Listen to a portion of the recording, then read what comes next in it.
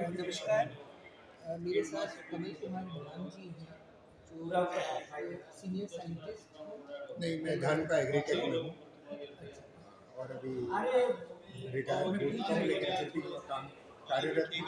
कई जगह पर मिनिस्ट्री ऑफ कॉर्पोरेट अफेयर्स से भिन्न लाइसेंस है मेरे पास, and I am an independent director with some company and consultant in Dhanuka Agritech Limited as well as adjunct professor in some of the universities. In agriculture. Mainly, my subject is agriculture extension, okay. and then in marketing, I have been talking on market research and many more subjects. Quantitative aids of decision making, part CPM, and operation research as the main subject. Very interesting, thank you so much.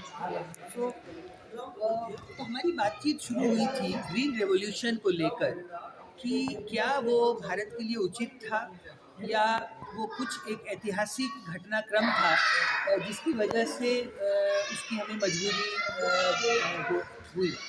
तो मैंने मंच से एक टिप्पणी रखी थी Norman बोरलैग की भूमिका पे, और एम एस स्वामीनाथन ने भी इस बात को कबूल किया था कि भारत की पारंपरिक कृषि पद्धति बहुत ही सुदृढ़ थी और उससे जो पैदावार हो रहा था वो इसलिए हमें कम पड़ा क्योंकि विभाजन के बाद हमने बहुत बड़ा उपजाऊ भूमि का क्षेत्र पाकिस्तान और बांग्लादेश की तरफ छोड़ दिया और आबादी यहीं पे रही। इस वजह से एक असंतुलन पैदा हुआ और चूंकि दिल्ली में रिफ्यूजी कैंप्स लगे तो अचानक से ये एकदम से हाईलाइट हो गया, और उस वजह से जो बॉम्ब मैन्युफैक्चरिंग कंपनी थी जो nitrogen, phosphorus, potassium, NPK use करती हैं, उन्होंने एक मौका तलाशा कि क्या इसको कृत्रिम खाद के रूप में इस्तेमाल किया जा सकता है, और फिर नॉर्मन बोरलैग का डॉर्फ वेराइटी ऑफ वीट आता है पिक्चर में, जिसके बारे में प्रोफेसर कमल कुमार धाम जी की टिप्पणी थी कि नॉर्मन बोरलैग ने सही किया। तो फिर मैंने कहा कि ये जो पार्टीशन का मामला है, तो फिर आपसे बात हुई। आपका जन्म 1949 में हुआ, लेकिन पूरा परिवार विभाजन में बलिदान हो गया।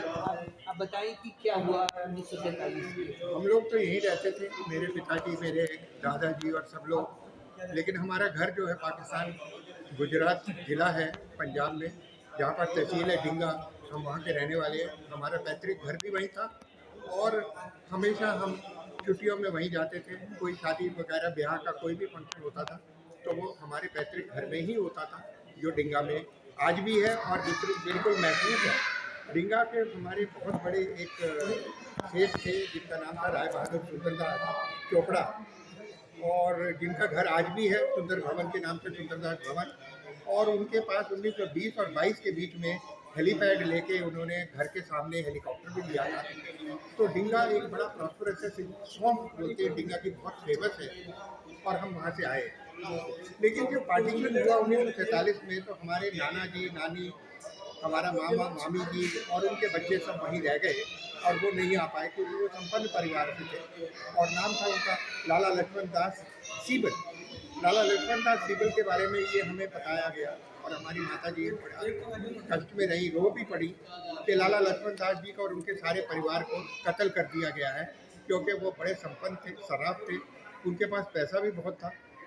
9 शेर, मतलब 9 ब्रिक एक एक शेर की सोने की थी, कुछ उनके पास गहना बहुत बड़ा था और इसी तरह से चांदी के सिक्के भी थे।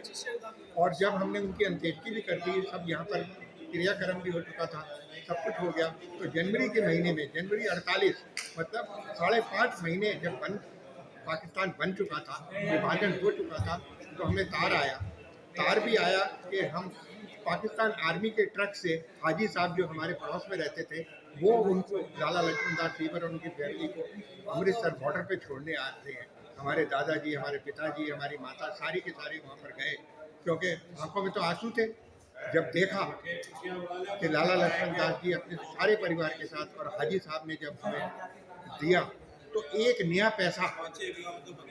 पैसा क्या, एक पाई भी ऐसी नहीं थी जो उन्होंने रखी। सब कुछ उनके साथ वापस आया और उसके बाद वो देहरादून में बसे, बहुत बड़ा सा घर लिया। तो मुझे ये कहने का है कि हमारे जो आपसी मनमुटाव है, मतभेद, अच्छे लोग भी हैं और अच्छे लोग यहीं पर हैं, इंसानियत ही एक ऐसी चीज़ है जो धर्म है। सबसे बड़ा धर्म मेरे हिसाब से इंसानियत है और कोई धर्म नहीं है। अगर आप परेशान हैं, आप परेशानी में हैं, दुख है और मैं आपकी मदद नहीं कर सकता, तो मैं पूरे किसी धर्म का पालन नहीं करता। ना मैं हिंदू, ना मैं कट्टर किसी बात का नहीं हूँ, हर चीज़ को जानता हूँ। पर मेरा यही कहना है, आज अगर हमारे नाना नानी सब महफूज आए तो हाजी साहब की वजह से आए, और उसके बाद हर 3 साल बाद हाजी साहब पाकिस्तान से हमारे पास आते थे। हम तो आज तक नहीं जा पाए वहाँ पर, और वो वहाँ से आके हमारे लिए मिठाइयाँ सब कुछ लाते थे। 3 दिन 4 दिन हमारे घर रहते थे और उसके बाद चले गए। अब उनका इंतकाल हो चुका है, लेकिन हमारे संबंध आज भी उतने ही मधुर हैं जैसे पहले। और आप चाहते हैं कि फिर से हिंदुस्तान और पाकिस्तान के संबंध? कोशिश यही है, सियासी मामले हैं, सियासी मामलों में तकरीर जब तक हम नफरत की राजनीति को बदल नहीं करेंगे, ना हिंदुस्तान से ना पाकिस्तान से हम नहीं बढ़ पाएंगे। आज भी मैं दुबई में जाता हूँ, जब किसी को मिलता हूँ और मैं कहता हूँ मैं डिंगा से हूँ, और अगर वो कोई डिंगा का मुझे मिल जाता है गुजरात ज़िले से, तो जब मार के मुझे एम्ब्रेस करके रोने लग पड़ता हूँ, और इतनी ज़ोर से रोता है कि मैं परेशान, मैं मुझे भावुक हो जाता हूँ। इतना मुझे वो प्यार करते हैं। मुझे कहते हैं कि आप आइए। आप क्यों नहीं आते? आपका तो घर है ये। मेरा घर आज भी है, और हमारे पिताजी ने 1933 में बनाया था। बहुत बड़ा घर है। जब कभी भी वहाँ के लोग हमें उसकी फ़ोटो भेजते हैं तो बड़े खुश हो जाते हैं। फ्रंटियर मेल बम्बई से जाती थी लाला मूसा तक। लाला मूसा से हमारा 21 किलोमीटर घर था। लाला मूसा तक डायरेक्ट ट्रेन थी फ्रंटियर मेल, और उसके बाद 21 किलोमीटर हम अपने गाँव। बहुत सुंदर है। तो मैं ये बातों को जोड़ना चाहता हूँ कि जो विभाजन हुआ उस वजह से न सिर्फ मतलब जाने गई और परिवार बिल्कुल क्षतिग्रस्त हुए, परिवार बिखर गए, बल्कि जो ज़मीन का असंतुलन बना उससे जो उत्पादन क्षमता थी वो अचानक से तो प्रकृति की व्यवस्था में बढ़ाई नहीं जा सकती। इस वजह से ड्वार्फ वेराइटी और जो ग्रीन रेवोल्यूशन का एक सहयोग बना, लेकिन कुछ बातों को जो अनदेखी कर दी गई कि कार्बोहाइड्रेट कंटेंट तो ग्रेन का बढ़ा, लेकिन micro nutrition zinc, calcium, boron, magnesium वो घट गया, जिसका परिणाम आज हम देख रहे हैं कि जो ओवरऑल पब्लिक हेल्थ है वो डिटोरेट कर रहा है। प्लस मिलेट्स घटते गए क्योंकि धीरे धीरे खेती से हमारा ध्यान हटता गया, ट्रैक्टर से खेती अधिक होने लगी, मोनोकल्चर का प्रभाव बढ़ने लगा, और इस तरह से हम देखते हैं कि आज हम इतनी कृषि दयनीय स्थिति में है।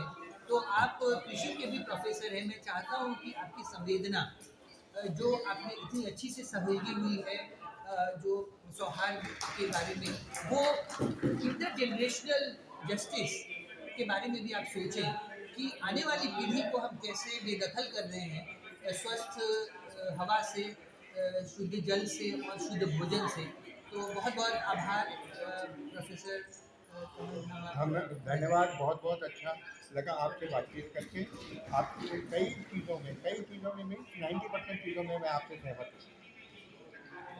धन्यवाद। मैं अंग्रेजी का एक ही शब्द बोलूँगा, we may differ but we should never dislike each other. Absolute, इसको हम कहते हैं मतभेद हो सकता है पर मन का भेद नहीं होता। बहुत अच्छा, धन्यवाद। Thank you so much, such a pleasure. एक अलग से भी फोटो ले। हाँ, बन